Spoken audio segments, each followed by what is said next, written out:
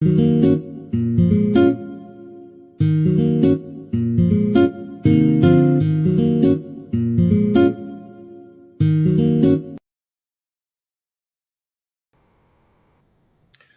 everyone, to Together We Serve TV show.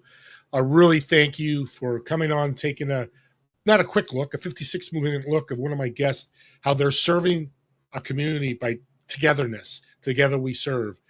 This TV show is very special to me. I've had cancer, skin cancer, nothing serious, but I've heard the C word. We're going to talk a lot about that today.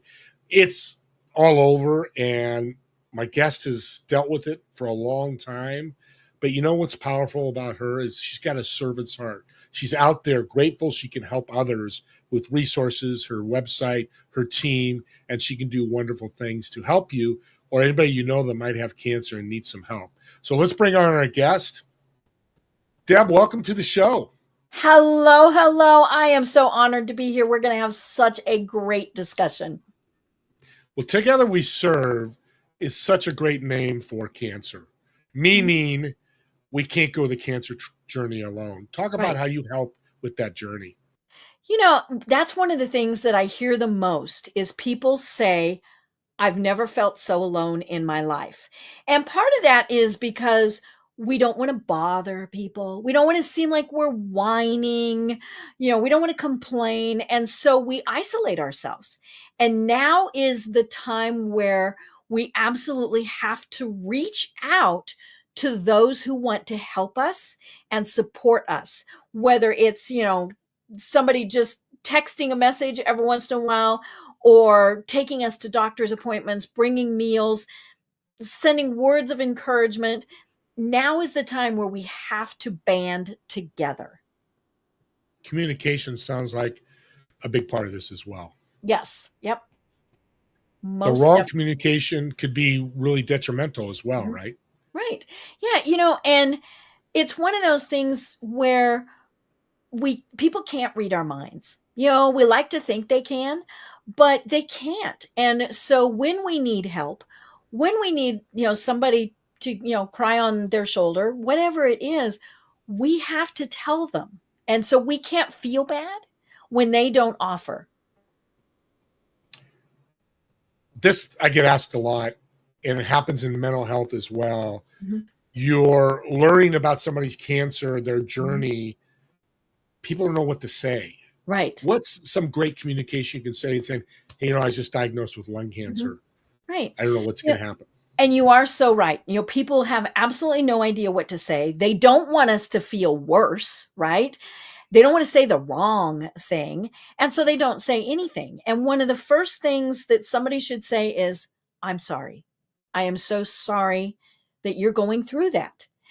We don't want to hear grandma had this and this is what she did. No, because we're different than grandma. You know, but we want to hear, I'm sorry.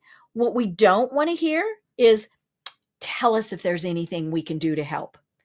Now, they mean well by saying that, but my brain is so befuddled by the fact that I have cancer and I'm having to deal with it that I can't think of anything to say I need. So be specific and say, can I bring you dinner on Thursday?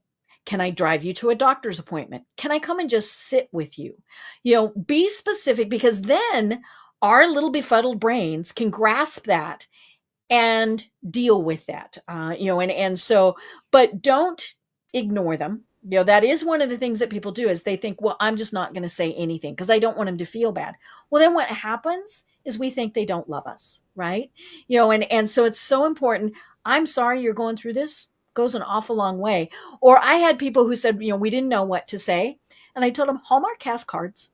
You know, and I still have all of those cards that people sent to me, you know, and some of them were very serious cards. There were a lot that were just really funny.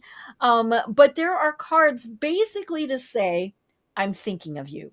And that's what we want. We want to know, again, that we're not alone. And there's somebody there to support you, not telling you what to do, but and I love, so it sounds like, and this is great learning for me as well. That's why I love hosting these. So yes and no questions. Hey, do you need a ride to the doctor next week?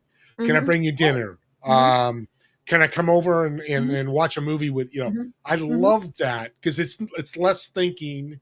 Right. It's like yes or no. No, no, Mhm. not today, but maybe next. Mhm. Yes, Mhm. come on over at 8 o'clock. Right. Mhm. That's a The powerful. easier you can make it, because we do have so much going on through our brains. And to make it worse, we might have chemo brain or, all those various other things. And so you make it simple for us. And that makes it simple for you too. If you're thinking, well, I can take them dinner, but I don't know when, I don't know what they like. I don't, then you don't ask again, right? Yeah, yeah. And it sounds like we'll stick with the cancer thing because this is about, but that works across the board. Somebody broke Right. their Mhm. leg, Mhm. they Mhm. lost a loved Mhm. one, whoever it Lost their is, hands job, right? Got lost their. divorced, a grief. Grief is a big thing. Maybe they Yeah. lost a loved one. Mhm. Talk about grief and anybody that's dealing with cancer or has a family member or a friend with cancer. How do you handle Mhm. grief? I had a revelation yesterday when I was listening to somebody else's podcast, and she was talking about grief from the standpoint of actually losing a loved one.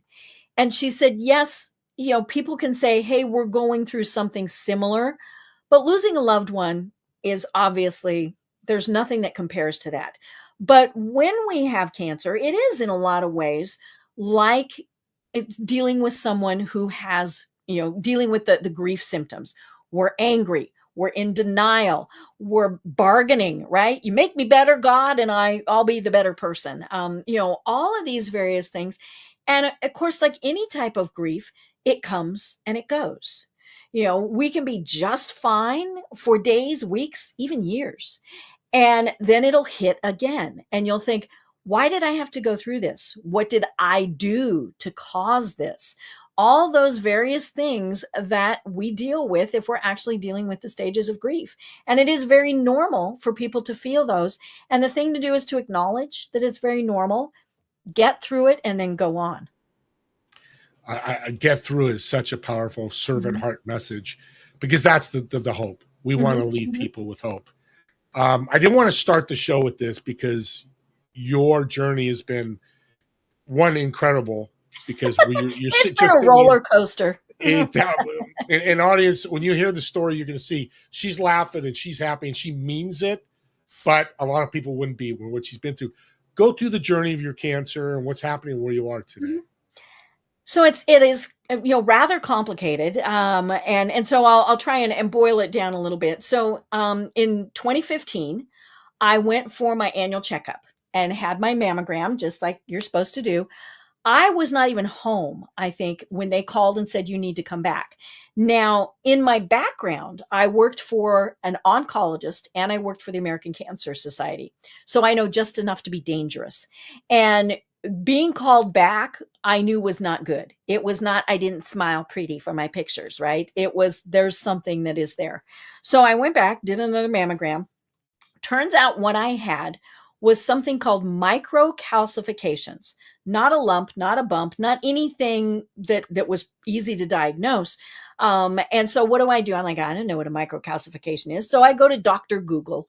That's what we all do, right?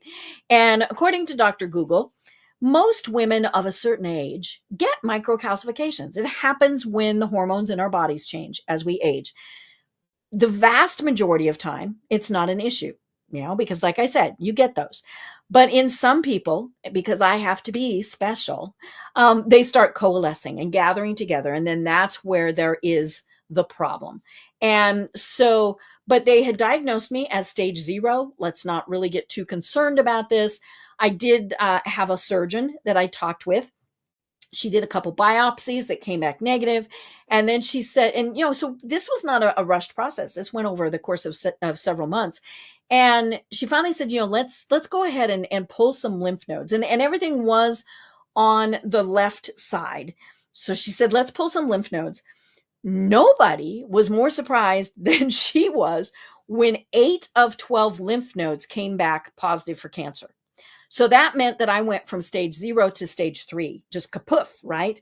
And I didn't even have an oncologist. So, I had to scurry around, get an oncologist, met with her, and she said, we need to be very aggressive with this. Now, I chose the traditional treatment route. Many other people choose something different. It's very, very important that you choose what you feel is best for you. But I chose traditional. So I was going to do chemo, surgery, radiation. So, I have my chemo treatment, and it was 8 different drugs because we were having to hit this pretty hard. It took about 9 hours to do the entire treatment. It was Halloween weekend.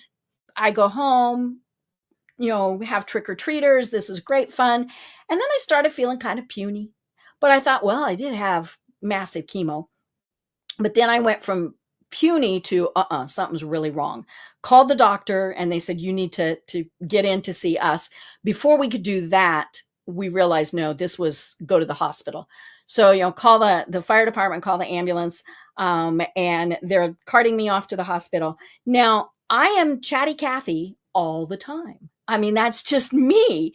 And so I'm in the ambulance, and now we live about 5 minutes from the hospital, especially by ambulance. And we stopped partway, and I said, what the heck? What's going on? And, and he said, well, it's a stoplight. I said, well, we're not going lights and sirens. I'm special, right? And that's the last thing I remember for hours, because then I got to go lights and sirens because my whole world crashed. And what happened was I got a complication that happens less than 1% of the time. My doctor had someone who had passed away from the same complication, and so she knew what to do. What happened was I went into septic shock, and septic shock is very bad. The stats are about 75% of the time it's fatal. So you have a massive infection throughout your body that starts attacking your organs. My heart rate went up to about 200. I felt like I was going to fly away. And it ended up very severely damaging my kidneys for the rest of my life. But had emergency surgery. But I remember the oncologist and the surgeon arguing in the hall about how fast I was going to die that day. The surgeon didn't even want to try. And the oncologist got in his face and said, you're going to try. Obviously he did. And so I ended up in the hospital for about 7 weeks, multiple complications, multiple other surgeries, all sorts of things that went on. Finally was able to go home and was getting better. And then, was like, okay, well, can't do chemo. And so let's go ahead and do the mastectomy. And I had decided to have a double mastectomy without reconstructive surgery. Again, that was my choice. A lot of people make very different choices, but I got a complication from that my surgeon had never seen, right? Because I'm special. And so, that was only an overnight type of thing in the hospital. Then things got, much better. And now I worked a good portion of this time. And I think that was very important for me because it gave me something to focus on. I do own my own company. And so I was able, I tell people hospitals have really good Wi-Fi, and so I was able to work. Went through radiation and sailed through radiation, had absolutely no complications, nothing, which was a little surprising considering the fact that I am a natural redhead that freckles and burns very easily. And so, we were kind of surprised that I didn't have any issues. And then, just kept kind of going. And, there were other things that I was having to deal with along the way, predominantly because of the septic shock. Because I was not able to continue with chemo, I take a treatment so my official diagnosis became stage 4 triple positive metastatic breast cancer. Stage 4 is not considered in most cases to be curable. Now it might never come back, but it is something that is just kind of always that shadow that is always there. And the stage 4 diagnosis came because I had an issue with a rib on that same side, and the tests on it came back as inconclusive. So the decision was made, let's just say stage 4 and not mess with this. So I continue my treatment. I actually still am in treatment. I have a port in my shoulder. I get an infusion every 21 days, slows me down for a day or two, and then away I go. But in amongst all of this, I also mentioned to my doctor, hey, I got this thing on my arm that won't heal. off I go to the dermatologist. Now, he took one look at it and diagnosed basal cell carcinoma, which is actually very easy to treat. He zapped it. I didn't even have a stitch, so that was really nice. He just burned that. And then last year I did the same thing. I said, hey, I've got this thing going on. They did a CAT scan. That did not show anything for that, but it showed that I had thyroid cancer. So last summer, and it's been just a little over a year ago, I had to have my thyroid removed. And there were actually 2 tumors that were there, but we still caught it so early that it had not spread, and I did not have to have any further treatment. But, it is kind of this ongoing thing. A couple weeks ago, I had my 34th surgical procedure. But you just keep going, because that's really the only choice. Now you can choose to say, I've had enough. And some days I'm thinking that, right? But then I kick myself where I need to be kicked, and away I go. But my choice has been to just keep going and keep fighting. Well, I'm glad you mentioned you have bad days, because every time I've met you, it's a couple times. You have this wonderful, jovial, happy attitude. And as well as others that don't have the attitude when they have cancer. When I got that 2011, got that diagnosis, and it was basal carcinoma, exact same thing you did. But it still scares the crap out of you. Yeah, the C word, called my best friend, Mike Sullivan, shout out to him, love him. He's pharmaceuticals, he walked me through.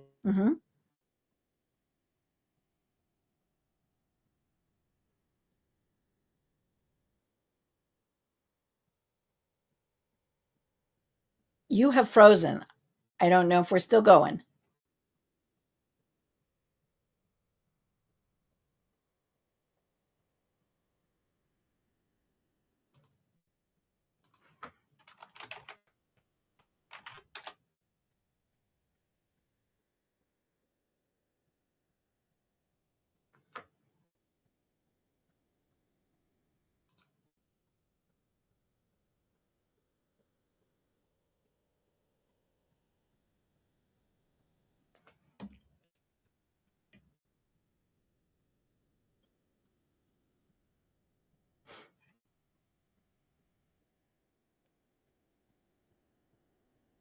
We might be live. We might not be live. I don't know what's going on, folks. Gotta love technology. We're just going to figure this out as we go. Oh, now it's just me. Such fun. Isn't it fun that I can sit here and talk to myself? So I am going to talk to myself. When you are diagnosed with cancer, it truly is absolutely, totally life altering. And the thing is, we have to deal with it in the way that feels best for us. Not the doctors, not our loved ones, no one. We have to deal with cancer in the way, and whatever the diagnosis is, might not be cancer, might be something else, but we have to pick what works for us. And that is what is so important, because, for some people, that's going to be a non-traditional approach. Some people are going to say no chemo. Some are going to say no surgery. I have a friend who went to a foreign country and had her treatment, and that was what she felt would be best for her.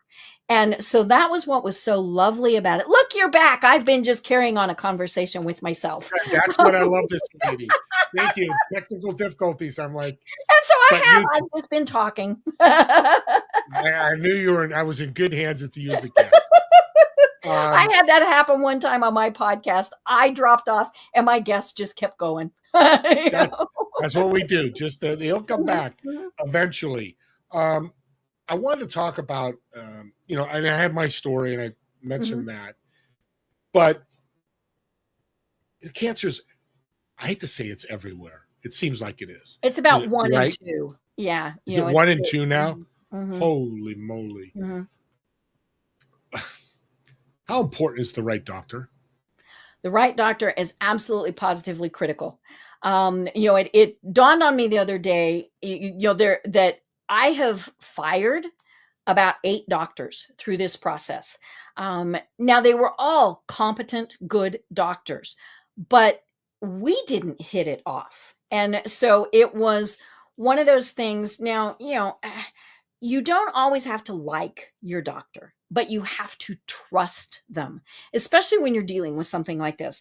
And there were several where it was just, no, I am not getting along with you. And so I would change doctors. They didn't like that. It was something, but I had to pick who was going to be the best for me, because we have to be in charge of our treatment. Nobody else is in charge of our treatment. That was what I was talking to myself about as we were going. But it is so important to absolutely have a team of medical people, people who are providing support. Might be your yoga instructor, might be somebody doing Reiki, whatever it is. We have to have the people around us who are best going to support us and do what we need them to be doing. That's it's just so well said. And again, I keep going back to this audience. You got to understand, listen how happy she is. She has every right to be upset. And I get cranky. Depressed. Just ask my husband. Of course you do. And we're human or failed, but you've dealt with so many years and dealing with now still today. It's not like you're completely clear. I just love you about that. But I also love when I'm putting across this message, the ticker is the Bear Hug Care Package. I was looking at them. Isn't this just the cutest? Now, the bear's name is Warrior because we are warriors. But this is, I love my bear hugs. They're just, and what we've got, and we do have, it's going on the ticker. We do have the opportunity for people, if you do 10 special as a coupon, that will give you 10% off. But this is, it's a care package where we've got Warrior, and then we have several other items in it. We've got some temporary inspirational tattoos. I have the real ones, but some people want temporary ones. Some lip balm that is unflavored, unscented, because when you're in chemo, some of that does nasty stuff to you. Several other things. But the idea is that you would send Warrior to someone else who is on their journey with cancer so that they know they're not alone. And that's the thing that is so important about this. So we're sending a bear hug, right? I sent one last week to Germany. Hasn't gotten there yet, but and so yeah, it's and I had several little stuffed animals when I was in the hospital that friends sent, and I always knew that I was not alone. And so that was kind of the concept of, hey, we're going to do this bear hug, and this is just like the cutest darn bear in the world. So awesome. And what I'm thinking as you were talking about this, people are getting a lot of cards. Like you mentioned, you got a lot of cards, and they're great. Now you could do something a little different or add to the card if you want. Is send this bear instead of what do I do? Send a bear. Now your love is with that person. That hug is with them when they have a downtime. A part of you is there. And they access it through the website? Yes. And so you go to tryingnottodie.LIVE.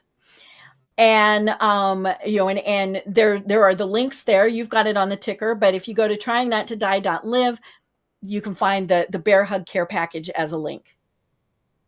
Why Bear Hug? Well, when we were thinking about it, it was what critter would you do? Well, everybody had a teddy bear, right? When we were growing up. And, and so we found this bear. It's not perfect. I mean, his little ear is kind of off and they're all like this. I mean, it's not just the little ear's not quite where the ear's supposed to be and all sorts of things, but we're not perfect. Right.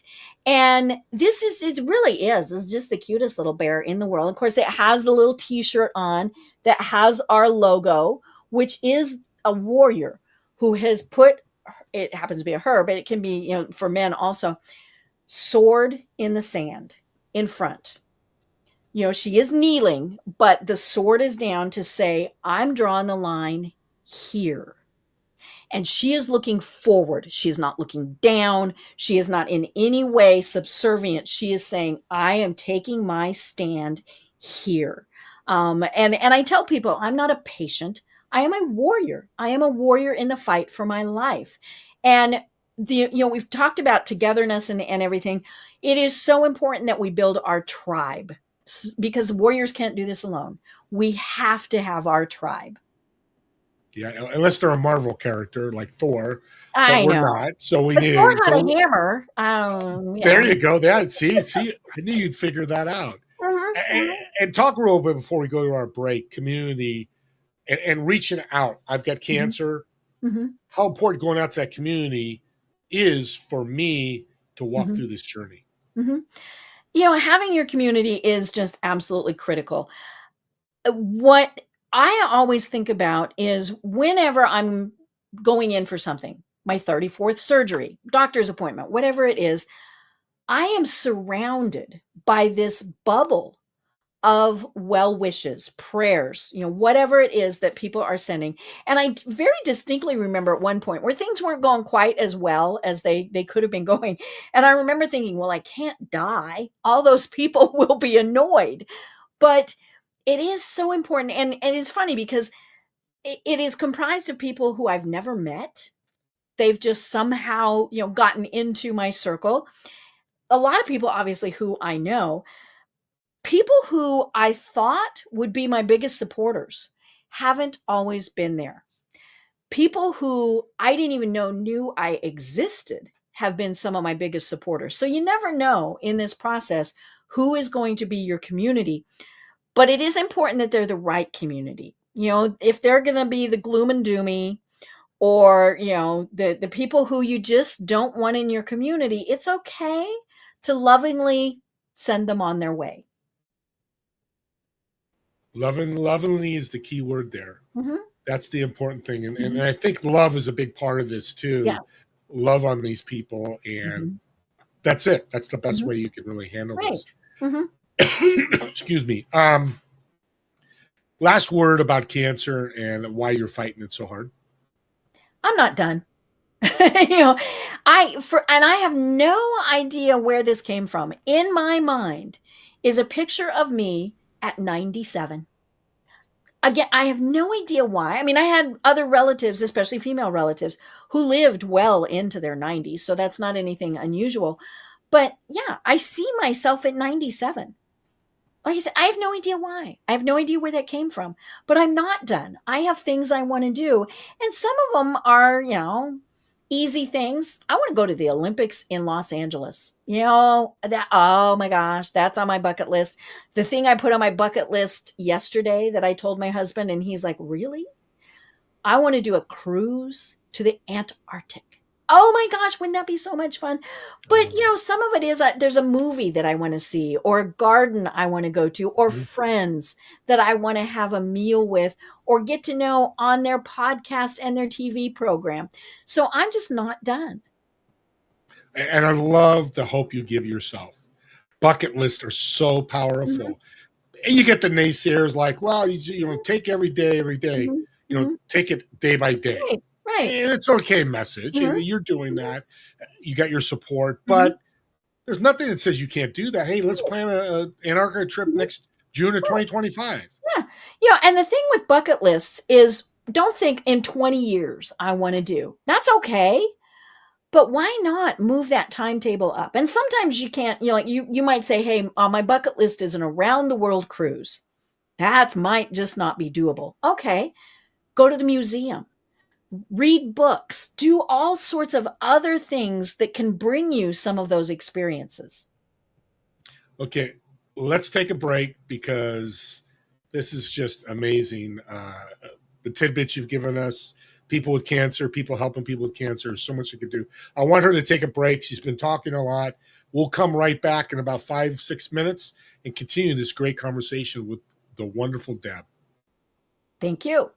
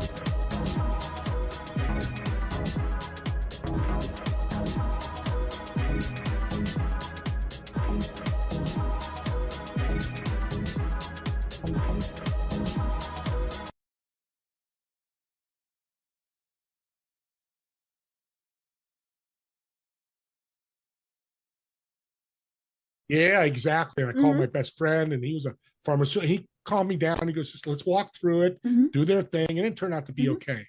What's your thought when people hear that C word? I think your immediate reaction is a true visceral gut reaction. The oh, say bad words here, right? And because we all know somebody who has had cancer, many people obviously have been, as blessed as you are, but there are also so many that we've lost. It really is about taking charge and being your own advocate, empowering yourself. And so it is about empowering ourselves. And whatever decision you make, you need to make it with knowledge. I mean, you can't just say, no, I'm not going to do this, or, okay, I'll do whatever. Now, I chose a very traditional approach. I mentioned chemo. And then I did have surgery. I had a double mastectomy. It's been a very interesting journey, one that, you hope nobody ever goes through. But how can we help those who do? Well, that was a tidbit of my podcast with Deb, and a couple of things I wanted to show that is one, still the same attitude as today as a couple, 3 weeks ago. Her voice, her attitude, her body languages of hope, of faith, of winning. And I think that's, you know, in cancer, I know that's tough, but she's proven that you can do that. It's one of the reasons I really wanted her on this show is just showing you can. And we're going to talk about advocacy and an advocate because I think that's an important term. Let's bring the wonderful Deb Krier back to the show. Welcome back, Deb. She's I'm nourished. back. She's happy. I'm She's back. I got up. I smiling. stretched. I did some calisthenics. I'm ready to Oh, go. that's my girl. I love it. Advocacy, being an advocate. Mhm. For the audience, what's that mean and how does that look with cancer? Right. We absolutely, and we have touched on it, and it was in that clip. You have to advocate for yourself. This is what I want. This is how I will be treated. All of those various things. And the other thing that's very important is sometimes you can't advocate for yourself. I mean, I was in and out of ICU, all sorts of icky nasties. And so my husband was my advocate. So you need to have someone who knows what your wishes are. But more importantly, how can you advocate for someone else? I've gone with people to their initial doctor's appointments. I've, walked them through. These are some things that you should be asking. How can we advocate for others to get what they deserve as their treatment? And it is so important to be that person in charge, to be that warrior, right? Yeah. What would we look for an advocate? Somebody is listening, Mhm. watching, they just got a cancer. I love that idea, Deb. Right. What's my next steps to find one? I tell people that first doctor's appointment where you're going in and they're telling you your chances are X. Here's what we're going to do. And, and your brain shut off, right? Because it's still going, oh my God, I have cancer. You need somebody who can go with you to that first appointment. Now, mine was my husband, but, you might have somebody else. And like I said, I've gone with several people. They're going to be the people who have taken, questions. They know the questions in advance that you want to make sure get answered. They're going to take notes and they're going to make sure that those questions get answered before you leave. One of the things that I love about my oncologists, now they are a big practice here in Atlanta. I don't know how many offices they have or how many doctors and other staff they have, but they are big. But on the door in every single room where you are seen by a doctor, there is a sign and it says, "Do not leave this room unless all of your questions have been answered." And that is so important because, now I've called him back in. Yeah, but what, right? But, we have all these questions. Ask those questions. Don't think that the doctor can read your mind, and that's where, we said the title of the program is fine as a 4-letter word, right? When the doctor says, "So Deb, how are you doing today?" Do not say fine. Right? Because they can't read minds either. Make sure that you ask those questions. Some of those questions are going to be really hard. How long do I have? How sick am I going to be? What's, when I have this surgery, how long is it going to be before I can get back to normal life? All of those various things. And that's where it is that you're advocating, but we are never, ever supposed to just say fine. When they ask me how I'm doing, I say I'm hunky dory. And they know if I don't say hunky dory, that there's a problem, right? And and if somebody, if I say, "So Steve, how you doing?" Now, casual conversation, passing somebody in the elevator, whatever, "How you doing?" Fine. That's okay. But when they're going through something like this, if I say, "Steve, how are you doing?" And if you say fine, dig a little deeper. Really? Are you sure? Is there something I can be doing to help? Because fine is kind of that nasty word. I mean, it is a 4-letter word. We don't want to be fine. We might be fantastic, or we might be those other F words, right? But don't say that you're just fine. But yeah, be honest. I'm not doing good today, or I am doing absolutely fantastic. What I'm hearing is pretty powerful. And I'm glad you answered the question because I was wondering why is fine a 4-letter word? Mhm. I thank you. because it's very understandable. So Mhm. what I'm hearing, one, an advocate being there listening, because you're going Mhm. through all this in your Mhm. head, you miss Right. stuff.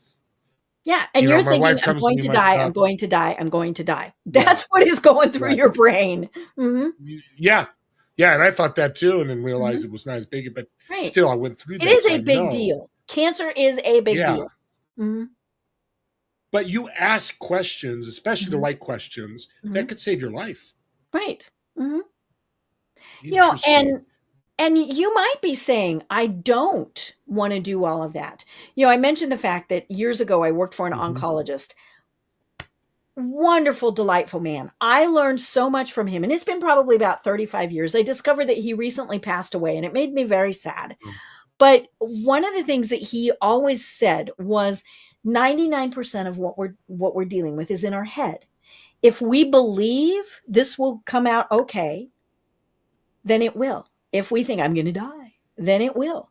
And we had patients who literally told him, now I have no medical training. I was his office staff.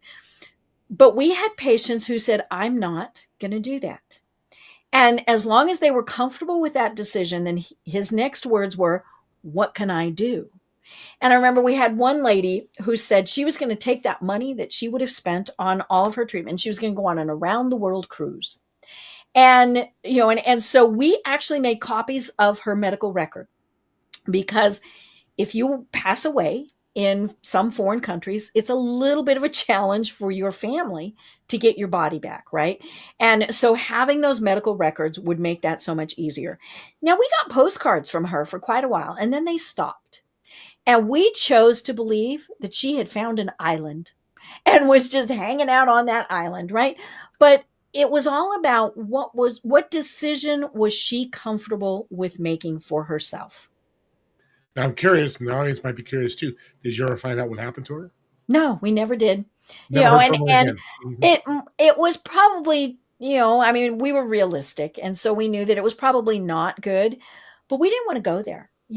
She was an older woman, and this was 35 years ago, so she probably has passed. But maybe she just got tired of sending us postcards. Maybe she found Guido in Italy, and I mean, who knows, right? Amen. um Amen. you know and it was one of those things. But yeah, Dr. Rabinowitz was his name. Dr. Rabinowitz said, you know what, you need to do what you need to do.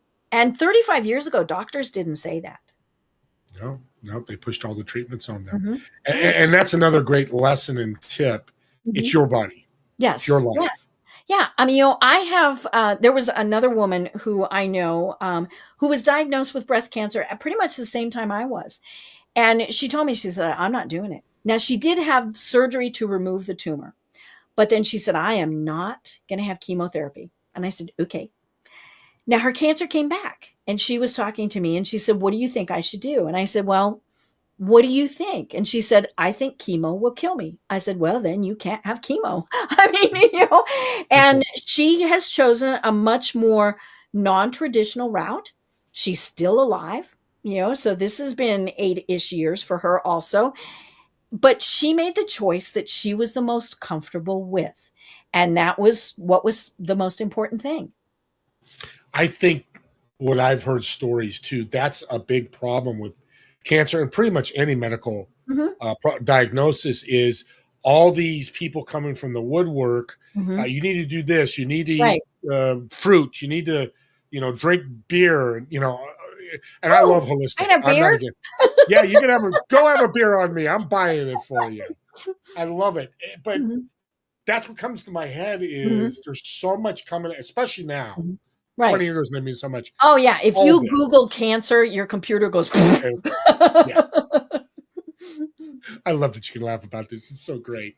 So that it's good to do Mhm, the research, but mhm. ultimately it's the person with cancer Right, or right. leukemia, Mhm, whatever mhm, ALS, whatever they mhm. have, Right. to make if they can make that decision. Yeah, and you do get inundated with people who are giving you advice, whether it's, "This is what happened with grandma," or, "Hey, I just saw this great program on, the Discovery Channel," or whatever. Yeah. Um, and I always treat it with the spirit that they intended it, which was to be helpful.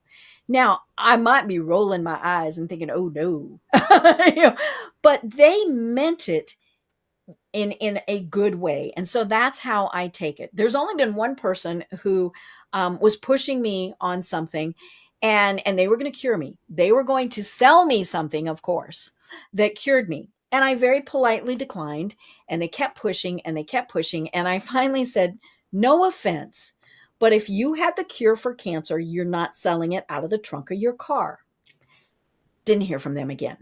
But most people do mean well, whether it's, go on a green tea diet, or one person told me never drink tap water again.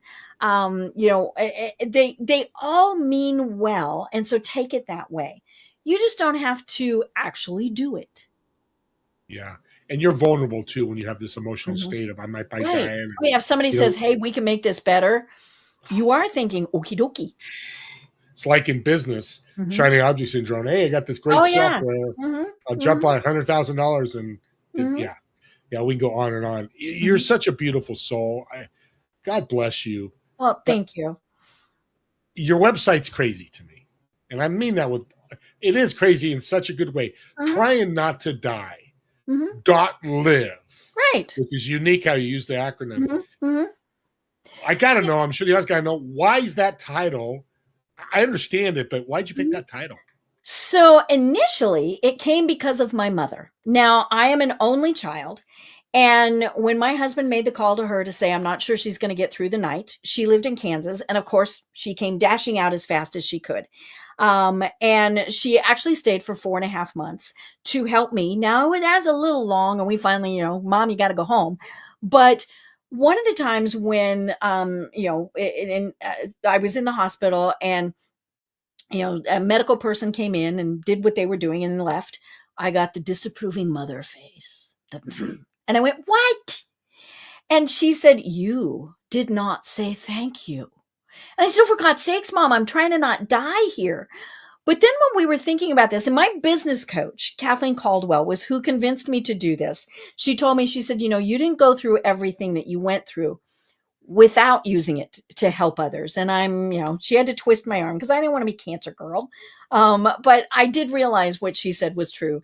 And so we came up with Trying Not to Die, because we do get so wrapped up in trying to not die. Maybe it's just everyday life, right? That we forget that we have to live. And now I am a marketing person by trade. That is what pays my bills. And so I went to to GoDaddy. Tryingnottodie.com was taken. How rude. How could they, right? Discovered that it was owned by a college student in another country. Made them an offer. And I thought it was pretty generous. And their response was they wanted $5,000 US dollars. They were very specific about that. So, and I told him, I said, no, this is just something that I'm kicking around in my head. And so I go back to GoDaddy, and GoDaddy suggested .live. And I went, well, duh. All right. I worked with Josh Zeppes on this brand design, all of our messaging, and he is the one who came up with it being an acronym. And it's absolutely perfect, because we do get so caught up in trying to not die that we forget that the most important thing is that we live. Yeah, that's I didn't know the story because we didn't talk about it in the podcast. No. It's catchy, and it's hard to say trying not to die. It's a serious subject, but I love that you bring humor and laughter to it, because the opposite is terrible. Depression, sadness, and I tell people, you know what? I woke up today and I wasn't looking up at 6 feet of dirt. So it's a pretty good day. Amen. Yeah, my dad used to say, hey, Dad, how you doing today? He goes, woke up vertical. I'm like, and once I realized, I'm like, friends would tease him and stuff, but he was right. Woke up vertical today. I could walk to the kitchen and have breakfast. Yep. We're coming to the end here. This is the fastest 56 minutes of my whole life. Oh my gosh. Isn't that crazy? So I got a fun question for you. And I think you're going to love this. So I just reserved a Learjet for you. It's got 4 seats. Of course, you're going to occupy one of the seats. Who are the other 3 seats of the Learjet? And where would you fly to? Well, one has to be my husband. Just had, because could not have made it through without that. We celebrated our 31st wedding anniversary a couple weeks ago. Amen. So Congratulations. I know, and so he would be one seat. Let's see, who would it be? Can they be? Can we bring people back to life? Dead or alive, you bring them right back up. Okay. Lucille Ball. Wouldn't she be a hoot? Get us my two gosh. redheads together. Oh my gosh, that Oh. would just be absolutely amazing. And then I think somebody like Shaquille O'Neal. He just fascinates me. I'm with you. Oh. I think he would be so much fun. Can you imagine? But now my husband would be going, oh my God, the whole time, right? But it would be so much fun. And where would we go? I don't know. If I could pick the time, I'd go to New Orleans during Mardi Gras. Have never done something like that. I just saw a lot of Paris over the Olympics. Don't need to do that. I loved Italy. Would go back to Italy. I also loved Scotland and Ireland when we were there. But on my bucket list is also Australia. So I might take that Learjet and go to Australia. And you're trying not to die.live. You can choose all those places because what? You're living and you're doing it. Mm-hmm. And I better order a big plane because you got Shaquille on there. I know. We need the extra tall. Got 1 minute left. Yes. What do you want to leave us with? You are in charge. You are in charge of whatever this journey is. You need to make sure that you are living every single moment. And remember that life is truly the only thing that can defeat cancer. Love it. See you all next week. I've got Bodie Aldridge from Australia. Love you, Deb. Thank you so much. From Australia, matter of fact, who will be our international call next week. He's going to talk about leadership and international stuff. And Deb, I got to thank you. Again, you're an angel. God bless you. God has blessed me to be in your presence. And thank you. And I feel the same. I feel the same. This is so much fun. And getting to know you is just such a treat. Amen. All right. We'll see you all next week, Friday, 2 p.m. Pacific, 5 p.m. Eastern.